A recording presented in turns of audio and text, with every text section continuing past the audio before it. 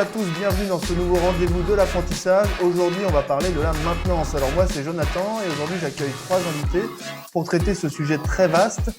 Donc, quel métier on peut faire, quel diplôme on peut passer en apprentissage au pôle formation. On va parler de tout.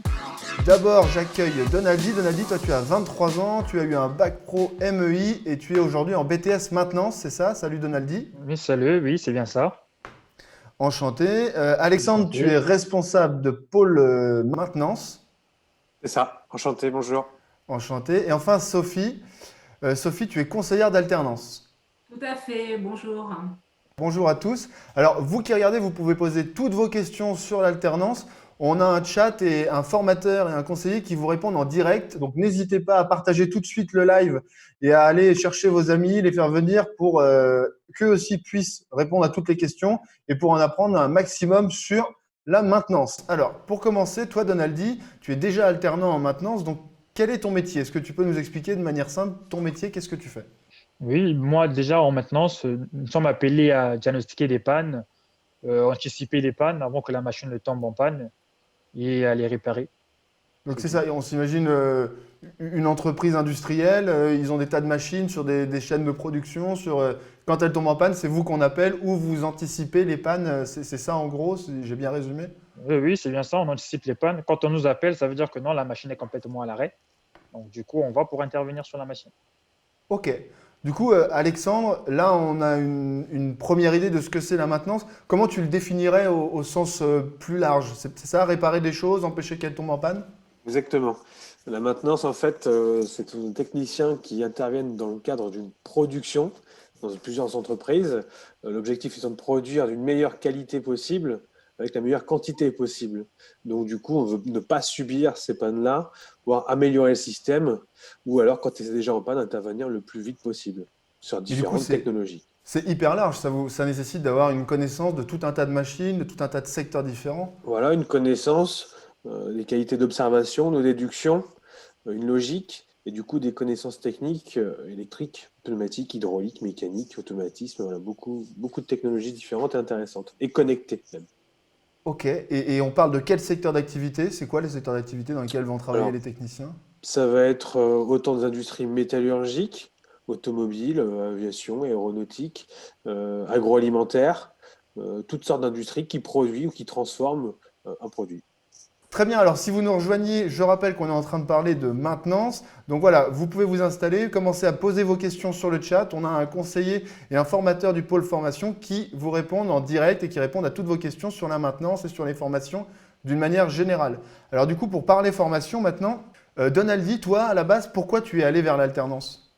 Si je suis allé vers l'alternance, parce que c'est grâce à l'alternance, on peut facilement trouver du boulot, on peut facilement intégrer un emploi. Et en plus, l'alternance est plus avantageux. On apprend facilement sur le terrain et on fait moins de cours. Et c'était quoi ton parcours avant ça? D'où tu venais? Quel a été ton parcours scolaire avant d'arriver à l'alternance? Avant d'arriver à l'alternance, j'ai fait un bac scientifique au Congo-Brazzaville et j'ai fait de la fac à Dakar, je faisais de l'informatique et je travaillais en amont avec mon frère qui a un BTS maintenance. Et puis de là-bas, je suis arrivé en France et j'ai commencé par un bac maintenance parce que ce que je faisais sur Dakar, ça m'a bien plu. Et il m'a dit pour continuer dans ce domaine-là, il faut faire de la maintenance. Du coup, je me suis lancé dans la maintenance. Ok. Et alors, du coup, Sophie, là, on voit le cas de Donaldi qui est passé par l'université, puis par un bac, un bac en alternance. Est-ce que c'est quelque chose qui arrive? Explique-nous d'où viennent un peu les jeunes qui s'inscrivent en alternance. Alors, nos jeunes arrivent de différents horizons. Il y a les poursuites classiques de filière à l'école.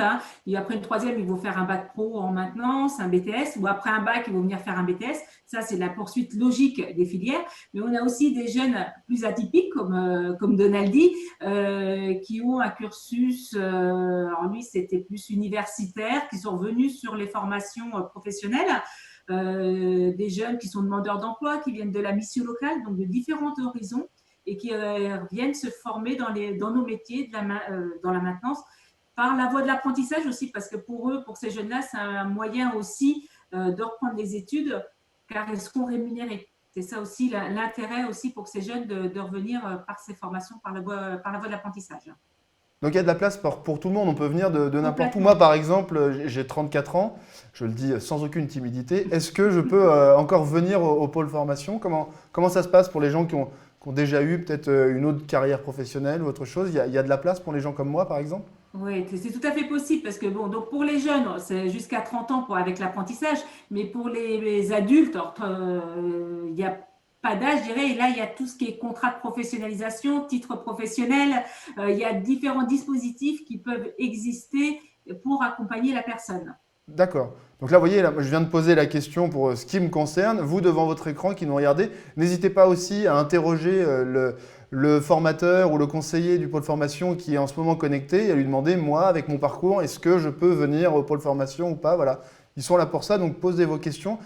Sophie, les diplômes, très rapidement, très simplement, juste l'éventail de diplômes en quelques mots, c'est quoi? Alors, il y a différents niveaux, hein, donc avec les bacs, bac, BTS, tout ce qui est master, bachelor, école d'ingénieur.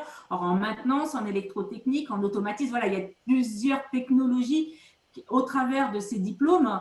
Mais voilà, c'est un panel très large. Ça va du niveau 4, donc bac, au niveau bac plus 5, hein, où il y a possibilité de se former dans la maintenance. Un bel éventail, quoi, déjà. Un bel éventail. Là, on va revenir au cas de Donaldi, lui qui est déjà au pôle formation. Tu peux nous expliquer un peu comment ça se passe quand on est en formation de maintenance? Comment ça se passe l'école, la formation? Est-ce qu'il y a des cours, des ateliers? Tu nous expliques un petit peu? La formation au pôle formation, ça se passe en 2 étapes. Comme dans tout métier, on ne peut pas passer à la pratique sans avoir pu effectuer une partie théorique. Donc, on est obligé de passer par la salle et puis faire la pratique. Donc, en gros, ça se passe en 2 étapes. On a une partie cours, partie pratique. En cours, on a des PC à disposition, on intervient, soit du DAO, des assistés par ordinateur, on a des trucs, des simulations à faire sur PC, on projette le cours au tableau, le formateur nous explique le cours. En atelier, on a des machines mises à disposition. On a des machines qu'on peut retrouver aussi en entreprise, les mêmes machines. On nous met en situation réelle d'entreprise. On met des pannes, on doit diagnostiquer des pannes, on met des simulations et tout ce qui va avec et on intervient sur ces machines-là. Et comment ça se passe, les PAM? Il y a les formateurs qui viennent le Oui, week-end oui. pour casser les machines le lundi pour que les élèves Non, puissent… non, non. C'est pas ça. C'est juste que non. Le formateur nous dit de se déplacer un peu. On se déplace, on va dans une salle. Lui, il vient, il simule une panne. Une fois que la panne elle est simulée, on nous appelle, on revient sur la machine, on essaie de trouver c'était quoi le problème. On a une procédure à suivre. Au début, ça paraît dur, mais après, à force, on s'applique. À force de s'exercer aussi, on se rend compte au final que c'est très simple. Alors, On s'amuse bien en maintenance, en fait. on a des temps de théorie en salle, des temps de pratique en virtuel même. On peut avoir affaire à de la réalité virtuelle. On est sur une machine, on a un vrai diagnostic de panne à faire, ce qui permet de ne pas se mettre en danger. Et derrière, on va effectuer ces mêmes pannes-là ou d'autres, bien sûr, sur de vraies lignes de production. On a des lignes de production, des moyens pédagogiques aussi techniques qui nous permettent de simuler des pannes et on fait appel aux jeunes pour diagnostiquer ces pannes-là, des pannes qui peuvent vraiment être arrivées en industrie avec des contraintes. On peut apporter des contraintes aussi dites industrielles, avec derrière des contraintes de production, par exemple. Et pour vous, ça nécessite d'avoir quand même un panel très large de machines, parce que pour que les jeunes puissent connaître un petit peu toutes les applications possibles, les différents secteurs industriels. Un panel large comment, et puis avec des technologies à jour, avec des composants de la même génération que la nôtre, quoi. Celle utilisée en entreprise aussi. Donc il faut qu'on tienne à jour, nous, continuellement. Et les machines, il faut qu'elles suivent aussi, il faut qu'elles soient à jour. Et l'humain, les formateurs, ils viennent d'où en fait, les formateurs en maintenance? Ce sont eux-mêmes des techniciens de maintenance qui Ouais, la ont… plupart, on est tous des industriels de base, hein. On n'a pas on n'a pas voulu être formateur en sortie de cours. On a déjà tous pratiqué nos métiers dans l'industrie. Alors, c'est le cas le plus souvent, c'est technicien de maintenance, responsable de maintenance ou en production, peu importe, ou chargé d'affaires, mais ce sont des gens qui viennent de toute façon de l'industrie. Ouais, et qui connaissent le chemin qui va être celui de quelqu'un comme Donaldi, par exemple. Ce sont vous êtes quasiment collègues de travail, en fait. Vous pratiquez le même métier, quoi. Exactement. Oui. On n'a pas du tout la même relation que dans l'éducation, par exemple, l'éducation nationale, je veux dire, où là, on est un professionnel qui s'adresse aussi à un professionnel ou un futur professionnel. Ce sont des gens qui peuvent aussi très bien revenir à l'avenir, non pas en tant qu'apprenti, mais en tant que tuteur ou professionnel faisant appel à un apprenti, faisant appel à nous pour une future formation aussi, par exemple. Donc, on n'a pas du tout le même dialogue, le même contact. Au niveau de la répartition du temps, Donaldi, comment ça se passe? Comment est divisé ton emploi du temps entre le pôle formation et l'entreprise? Pour le temps, nous avons 15 jours en formation et 15 jours en entreprise. Du coup, toi, tu préfères ce temps en entreprise ou tu préfères le temps en formation? Non, moi, je dirais bien que je préfère passer du temps en entreprise, mais avant de pouvoir acquérir toutes les connaissances que j'ai pu acquérir et la dextérité ou bien la manière de faire et de pratiquer et tout. Il faut d'abord bien aussi avoir les bases. Il faut avoir la partie théorique pour mieux pratiquer en entreprise. En fait, l'entreprise, ça permet de concrétiser ce qu'on a vu en cours. On approche en cours différentes techniques pour le diagnostic de panne, entre autres, ou de l'amélioration machine. Le fait d'être en entreprise concrétise directement dans la période d'après ce qu'on a vu en cours. Ouais, il y a une vraie complémentarité, quoi. Exactement. Euh, Nous, on a des formateurs qui communiquent avec les entreprises. Ce sont des référents en formation, qui communiquent avec le référent entreprise. Et du coup, ça permet de voir ensemble ce qui a été vu, non acquis ou à renforcer en cours, ou à renforcer l'entreprise. Et du coup, qu'est-ce qui te plaît dans ton métier? Pourquoi tu préfères la partie en entreprise? C'est quoi qui t'attire dans ce métier? Moi, ce qui m'attire dans ce métier, c'est le fait le fait de chercher, de chercher à trouver d'où vient le problème, trouver d'où vient la panne, se poser des questions. Quand c'est simple, je me dis, bon, c'est simple, je me lasse vite. Et plus c'est dur, plus je cherche à trouver d'où vient le problème, je m'interroge, et là, ça m'intéresse, ça devient plus intéressant. Ça, c'est une passion, Alexandre, qui est partagée par les autres apprentis que tu peux côtoyer, ce côté enquête, ce fait de rechercher la panne. Ouais, bon, le but, c'est toujours justement de trouver la panne. Alors, c'est sûr, faut être curieux, mais faut pas se dire qu'à la base, faut être aussi forcément manuel. Faut pas dire tiens, c'est parce que je bricole pas que je vais pas pouvoir faire de la maintenance. Oui, j'ai Sur le jamais rien métier, réparé, j'y vais pas, quoi. ouais, non, non, non, non, ça s'acquiert au fil du temps, petit à petit, technologie par technologie. Et puis, au final, si on est bricoleur, on peut très bien rester dans la maintenance, puisque bon, c'est aussi un peu un attrait. Mais derrière, si on n'a pas cet attrait-là, on peut aussi bifurquer sur un domaine qui est plutôt de conception. Autant conception mécanique, conception de programme, conception de système en général. Mais voilà, on n'est pas obligé d'être forcément que très bricoleur. C'est pas ouvert à que ce genre de profil, bien au contraire.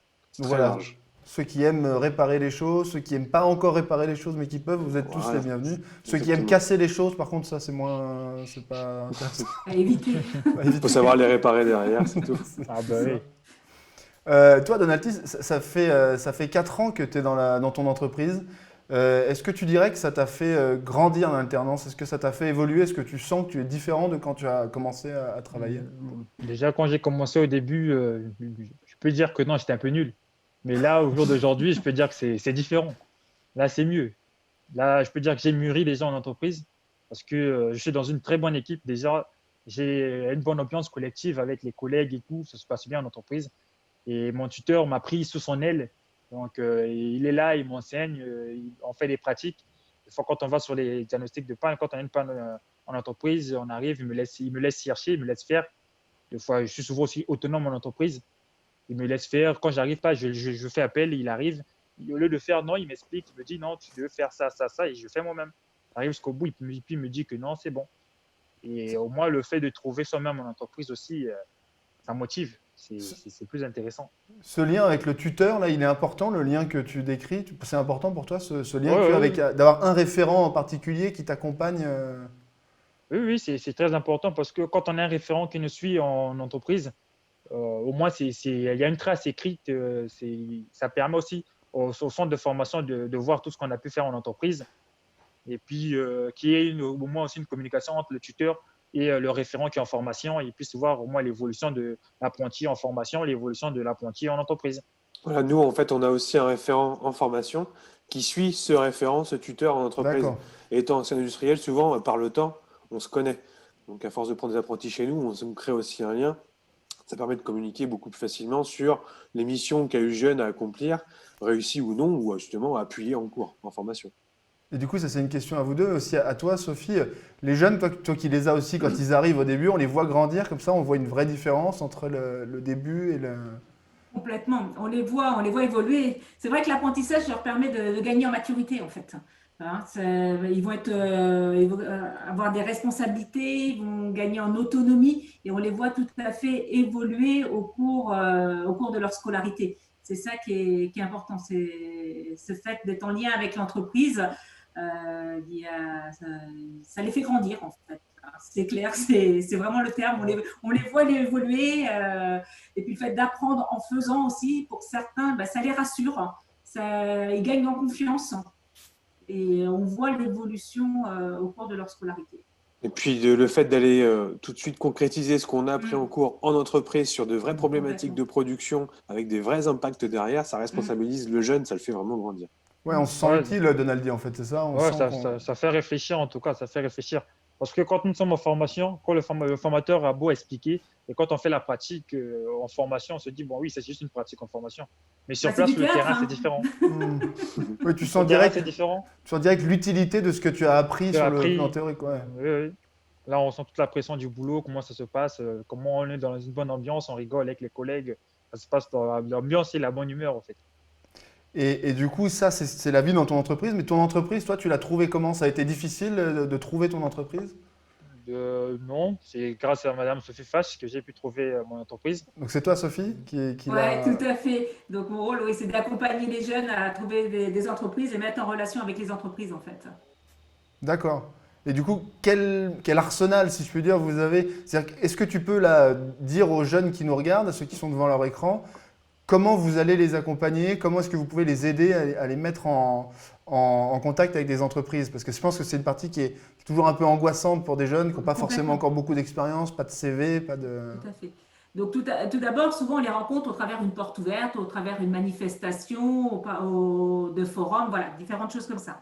Ensuite, il y a un entretien téléphonique, physique, tout dépend, avec le jeune pour valider son projet. Déjà, dans un premier temps, lui expliquer la formation. Suite à ça, on va accompagner ce jeune, justement, comme vous dites, dans tout ce qui est technique de recherche d'emploi, ce qu'on appelle TRE, pour élaborer son CV, faire des lettres de motivation, contacter les entreprises, les préparer aux entretiens aussi, ça c'est important. Tout ce qui est préparation aux entretiens, parce que pour eux, c'est nouveau, c'est souvent une première, donc c'est pas anodin. Donc, on va faire tout ce rôle d'accompagnement pour leur faire prendre confiance pour pouvoir rencontrer les entreprises. Et puis, il y a différentes manifestations. Il peut y avoir des job dating qu'on met en place aussi, où là, c'est l'occasion pour eux de mettre en pratique ce qu'on a préparé avec eux. On essaye vraiment d'être facilitateur pour rencontrer les entreprises. Mais il faut quand même qu'ils soient proactifs, il faut quand même que ça vienne de… Ce qu'on leur dit toujours, on ne fait pas tout le boulot, c'est un partenariat. Ils font leur partie du travail. Nous, on est facilitateurs. On peut les mettre aussi en relation, mais il faut qu'aussi soient acteurs dans leur projet. Ton expérience, Donaldi, à ce niveau-là, ça s'est passé comment? Ton entretien, tu l'as bien vécu? Ça s'est bien passé? Moi, niveau entretien, oui, ça s'est bien passé. J'ai pu au moins défendre mon CV, chose qui n'a pas été facile. On entre deux jeux, mais bien après, quand on a poursuivi la conversation avec le RH, c'est bien passé. Ouais. Et après, ils t'ont rappelé, tu as été embauché, tout simplement. Oui, ils m'ont rappelé, j'ai été embauché jusqu'à aujourd'hui. Tu as fait un stage, toi, Donaldi, aussi, avant d'être dans l'entreprise? Oui, tu as commencé par un stage. J'ai fait un stage de 4 semaines de l'entreprise. Avant que le stage puisse aller à son terme, ils m'ont proposé un contrat que j'ai dû accepter avec plaisir, que je voulais bien rester dans l'entreprise. Okay. Ça, c'est une possibilité pour les jeunes aussi, de faire un stage pour découvrir le monde de l'entreprise avant d'arriver en alternance. Complètement, et on est là-dessus, on encourage les jeunes justement à aller faire un stage pour valider leur projet et puis pour voir si l'environnement de l'entreprise peut leur correspondre. Et puis pour les entreprises, c'est une occasion aussi de tester le jeune, voir s'il va correspondre à leurs attentes. Parce que sur un même métier, d'une entreprise à une autre, les missions sont différentes en fait. Ça peut très bien se passer dans une entreprise ou dans une autre, ça ne va pas bien se passer, mais ça va se faire dans une autre. Donc voilà, on encourage beaucoup le fait de faire des stages. Et puis surtout, on a chez nous un nouveau parcours qui permet de découvrir ce que c'est que l'industrie. Donc souvent, on se dit, on est en sortie de troisième, on se dit, c'est quoi l'industrie? Il y a possibilité de chez nous de venir voir à travers quelques journées ce que sont les différents métiers de l'industrie, hormis la maintenance. Mais la maintenance également, ouais. Et c'est aussi ça qu'on essaie de faire avec ces vidéos. Donc voilà, si vous avez des questions sur l'industrie, je rappelle que si vous êtes en train de regarder cette émission, il y a les formateurs et les conseillers du pôle formation qui vous répondent en direct et qui répondent déjà à toutes les questions que vous pouvez vous poser sur les différentes filières, sur la maintenance, sur l'hébergement, sur toutes les questions qui peuvent vous venir sur votre cas personnel, etc., etc. Donc là, on va continuer, Donaldi. Toi, au niveau du salaire, combien tu gagnes? Tu peux nous le dire si c'est pas Oui, oui, déjà, indiscret? chez nous, au niveau salaire, ça dépend déjà des entreprises D'accord. parce que chaque apprenti, par rapport à l'âge de l'apprenti, on a un pourcentage défini. Donc, il y a des pourcentages qui sont mis à disposition par rapport au niveau de classe et l'âge de l'apprenti. Déjà, moi, par rapport à mon âge et mon niveau d'études, je suis payé à 80% du SMIC. Donc, je suis au moins à 1 500 euros Ah je oui, veux dire, par mois chez Renault. Ça dépend des boîtes aussi, parce que ce n'est pas toutes les boîtes qui payent pareil. Parce que moi, d'accord. je suis dans le domaine de la métallurgie, voilà pourquoi. Ok. Sophie, ça, les rémunérations, c'est comme Alors, l'explique Donaldi, c'est oui, fonction des âges, des diplômes, comment ça se tout à passe? fait. Bon, un jeune, pour donner une fourchette, qui démarre, qui a 15-16 ans, qui démarre en apprentissage, minimum, ça sera dans les 400 euros. Là, dans le cadre de Naldi, on est sur un jeune qui est majeur, qui a déjà fait un bac pro en apprentissage. Donc, lui, il est dans le haut de la fourchette, en fait, au niveau de la rémunération. Et il est dans, comme il dit, il est dans une entreprise de la métallurgie. Donc, il faut savoir qu'en fonction des entreprises de métallurgie, au niveau de leurs conventions, rémunèrent plus fort leurs apprentis, en fait. D'accord. Voilà. C'est pour ça que lui, il est sur des. C'est un jeune qui a 23 ans, qu'il est sur une fourchette haute au niveau de la rémunération. Et alors, du coup, comment est-ce que tu vois l'avenir, toi, Donaldi? Comment tu te vois là dans 10 ans et puis même l'année prochaine, c'est quoi la suite pour toi? Moi, déjà, dans 10 ans, déjà, obtenir mon BTS l'année prochaine. Une fois que j'aurai validé mon BTS, si mon entreprise me propose un CDI, j'y reste pour pouvoir devenir plus tard peut-être CU, chef d'unité, pour pouvoir manager une équipe, ou bien faire une formation de management, pourquoi pas. Et dans le pire des cas, je ferai l'école d'ingénieur C'est pour pire des cas. pouvoir Au pire des cas, oui. Si en reste, bon, Ouais. il y aura peut-être ingénieur. devenir ingénieur. Ok, ça c'est Sophie justement, ça on a fait le tour là de l'éventail des possibilités qui peuvent s'offrir aux apprentis qui sont Alors, dans le cas là, de oui, Donaldi. on a vu là, toutes les formations possibles, mais on se rend compte que de plus en plus, nos jeunes sont quand même dans la poursuite d'études. On le voit hein, au fur et à mesure des ans. Là, sur nos bacs pro, ben, il y en a bien au moins 80%, 90% qui vont poursuivre sur des BTS. Sur les BTS, ça va poursuivre, allez, 30 à 50% vont poursuivre sur des bachelors, des écoles d'ingé, des licences. Voilà, ils sont beaucoup dans la poursuite d'études, mais ceux qui ne poursuivent pas vont à l'emploi et trouvent des emplois dans leur métier ensuite. Et alors du coup, en parlant d'emploi, Alexandre, est-ce que ça embauche hein, maintenant s'il y a du boulot? Ça se passe comment? Oui, ouais, ça embauche. Nous, on a même affaire à des entreprises qui demandent à avoir des techniciens de maintenance chez eux. Le technicien supérieur de maintenance, c'est même très demandé au niveau BTS. Donc ça, c'est le Euh, niveau de Donaldi.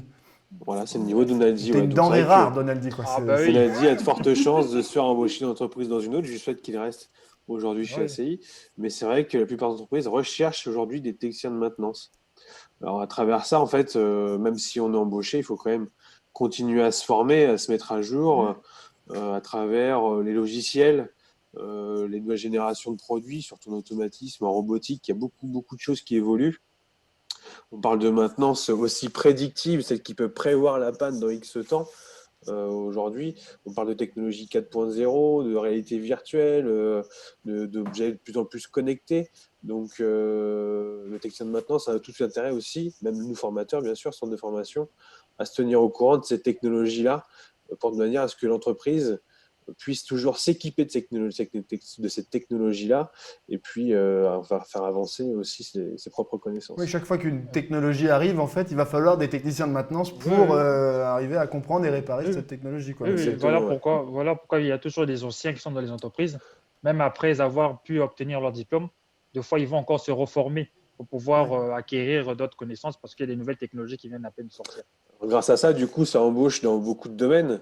L'automatisme, l'hydraulique, on peut devenir technico-commercial, on peut devenir, pour vendre du matériel auprès de ces industries-là, auprès de ces professionnels-là, on peut devenir concepteur, on peut devenir installateur, on peut devenir dépanneur. Il y a vraiment beaucoup, beaucoup de métiers parce que Ouais, en amont, avant ça, pendant la formation, il y a eu beaucoup de technologies, de techniques différentes à apprendre. Ça peut c'est faire ça. peur, mais voilà, tout ça, ça s'acquiert au fur et à mesure, Ça petit peut à faire peur, petit. mais c'est une vraie richesse finalement, parce qu'à la fin, du coup, tu es quelqu'un qui a une vision globale de tout un tas Oui, de secteurs. On peut même faire de la formation, hein, C'est une accessoirement. vraie force, en plus. Du coup, on devient formateur de formateur. Et oui, ça Et, existe. Et du coup, pour conclure, toi, Alexandre, si tu devais donner un message aux jeunes et aux moins jeunes qui nous regardent et qui peuvent, là, avec toute la conversation qu'on vient d'avoir, être attirés par la maintenance, qu'est-ce que tu aurais envie de leur dire pour leur donner envie de venir en alternance? Que vous reconnaissiez parce que vous êtes bricoleur ou non, ça c'est pas grave. On a tellement de technologies, même si vous n'approchez que d'une seule à la base, électricité, pneumatique ou mécanique, vous pouvez très bien en approcher beaucoup plus que ça. Et du coup, vous élargir vous-même un éventail d'embauches et de métiers derrière, très important. Voilà. Et en plus, ça permet de toujours se maintenir à un niveau, technologiquement parlant, dans beaucoup de domaines. Et toi, Sophie, ça serait quoi ton message aux jeunes pour qu'il y ait toujours plus de jeunes qui viennent te voir l'année Faut prochaine? pas qu'ils hésitent. Nous, notre souci, les entreprises, généralement, on les a pour faire l'alternance. Les entreprises, on les a. Ce qui nous manque souvent, c'est les jeunes. Donc, c'est vraiment un secteur d'activité où il y a du travail et il y aura encore du travail demain. Comme ça s'automatise de plus en plus dans les entreprises. Donc, on est vraiment sur un champ des possibles très, très ouvert. Toi, Donaldi, si tu devais parler aux jeunes qui regardent la vidéo, là, on arrive au terme de cette vidéo, comment tu leur donnerais envie de venir en alternance et de venir découvrir la maintenance? En tout cas, moi, je les inviterais bien à venir visiter le pôle formation, voir ce qui s'y trouve, voir les machines, les installations, comment on forme les jeunes. Peut-être que ça les intéresserait bien de faire des stages et découvertes, comme j'ai eu à faire moi-même au tout début de ma formation. Je suis venu visiter le pôle formation, ça m'a bien plu. Au départ, je me sentais un peu inquiet quand j'ai vu les câbles et tout, mais après, le métier m'a bien plu. Je les invite bien aussi à faire de même. Au moins, comme ça, ils pourront savoir les jours portes ouvertes, faire des stages de découverte pour pouvoir toucher un peu le métier par eux-mêmes, essayer de tester. Et puis, on verra bien par la suite si ça les plaît ou pas. Ils pourront trancher à la fin. Voilà, donc merci pour le mot de la fin, Donaldi. Venez vous faire votre propre idée et vous aussi découvrir les métiers de la maintenance et tous les métiers qu'on peut apprendre en alternance au pôle formation. Donc, il ne me reste plus qu'à vous saluer tous les trois, vous dire merci. Merci. Pour vos interventions et d'avoir pris le temps de venir nous donner un petit peu, permettre d'en savoir plus sur la maintenance. Voilà, moi je vous dis tous à très bientôt pour un prochain rendez-vous de l'apprentissage. À bientôt.